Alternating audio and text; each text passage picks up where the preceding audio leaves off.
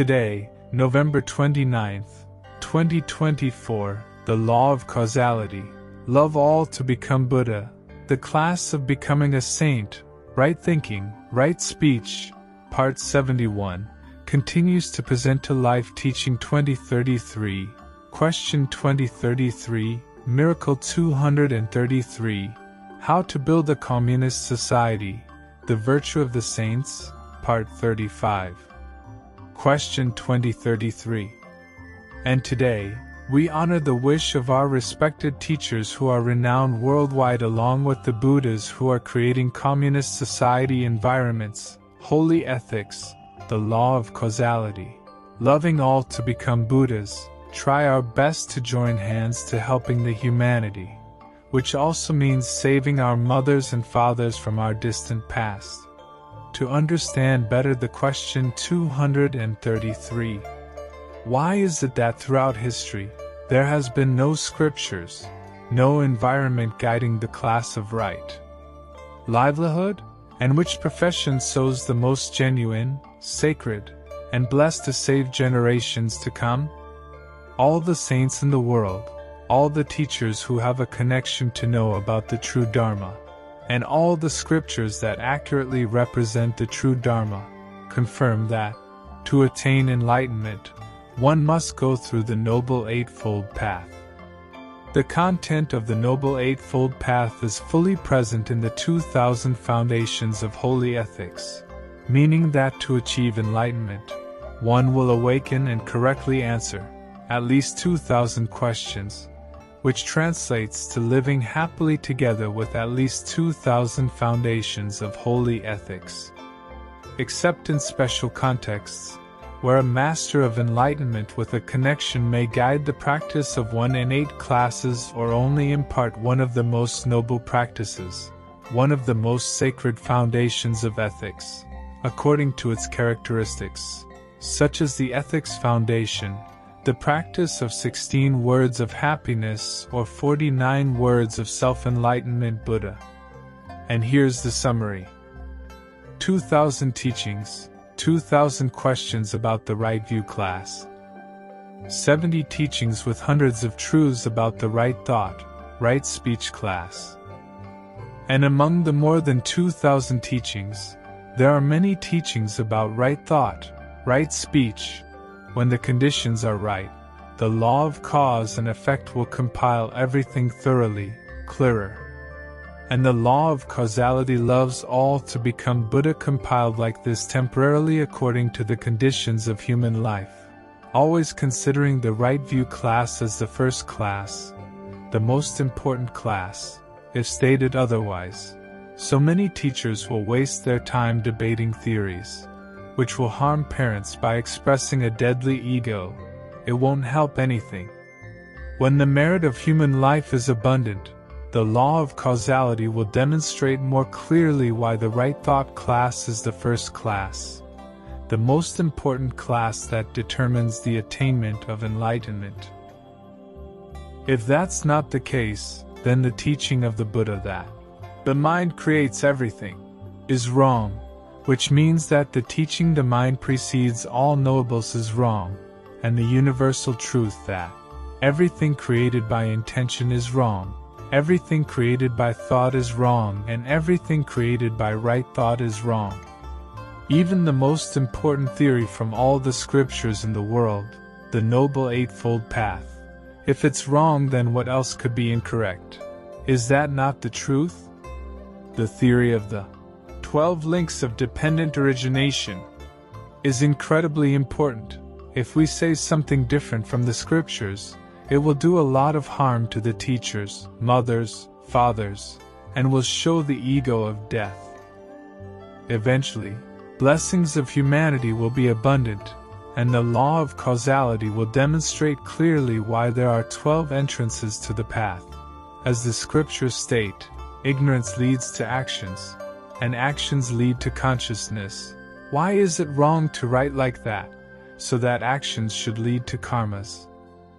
The law of causality written here aims to clarify, to save countless generations, to stop believing in scriptures that have harmed for many lifetimes, and to avoid choosing the wrong teacher, because the saints who have attained enlightenment are destined never waste their time debating vague theories, meaningless things.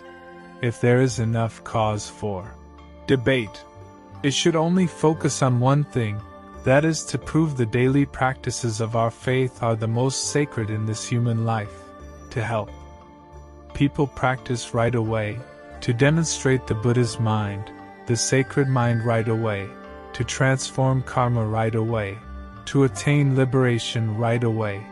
As the law of causality has clearly shown in the 8 practices and over 1,000 foundations of sacred ethics. And below are the words from the enlightened teachers, those have a connections, in the environment of the law of causality that loves all to become Buddhas, just sent to dear teachers who have connections and to us. Why, from ancient times until now, has there been no scripture, no environment to guide the right livelihood class? Right livelihood has many meanings. Today, you all will awaken and practice the 6 sacred truths, sacred thoughts, sacred speech, sacred livelihood as follows. 1. Right livelihood is the most genuine and virtuous way of living. 2. Right livelihood is about how to live, how to practice to cultivate the most genuine and virtuous karma. 3. Right livelihood is not to create karma, not to engage in professions that indulge in sensual happiness of the heavens. 4. Right livelihood is not to create karma, not to practice the easy-going methods that lead to sensual happiness of the heavens, nor to practice harsh methods that lead to suffering in pursuit of sensual happiness. 5. Right livelihood is the most genuine profession, the most virtuous, the most blessed. Saving countless generations is like the life of a beggar following the example of the Buddha's virtue. And most importantly, the most virtuous. When going for alms, when receiving offerings from donors, you must wholeheartedly respectfully present scriptures or help humanity become enlightened the holy ethics. Only then can one's practice of alms be called right livelihood. Conversely, if one goes for alms without achieving the mentioned right livelihood, it's easy to fall into the wrong livelihood, to genuinely become a beggar, and dangerously harm countless generations.